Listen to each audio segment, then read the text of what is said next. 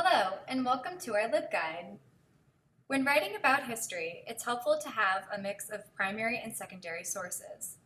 A primary source is a source from the historical period you are writing about, while a secondary source is a source written after the fact. For example, a 1940s New York Times article about the Four Freedoms is a primary source, while the scholarly article about them from the 1990s is a secondary source. The New York Public Library has some great resources for finding both primary and secondary sources.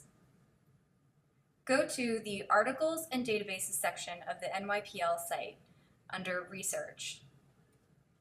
Choose United States History from the drop-down menu marked Subjects.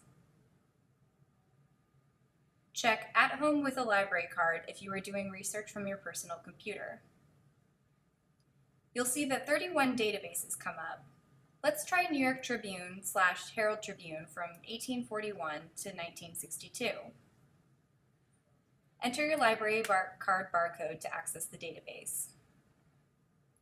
Try searching Four Freedoms Roosevelt Art.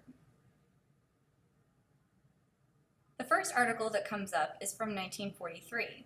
It is a column about a sculpture representing the Four Freedoms.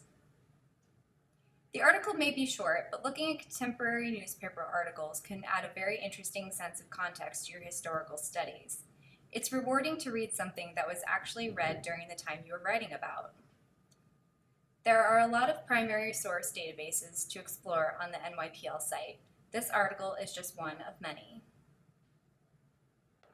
You've probably read a lot of secondary sources in your classes. To find a good secondary source, you can also use the American History section of the NYPL database list. Try selecting EBSCOhost. You will be connected to Academic Search Premier, a good general database. Again, search Four Freedoms Roosevelt Art.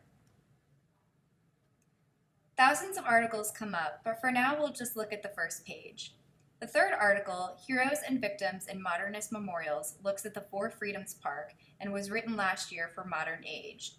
Note that full text is available. Here's the information page for the article. And here's a full text PDF. So there you have it. Primary and secondary sources aren't too hard to find, and both will aid you in your research.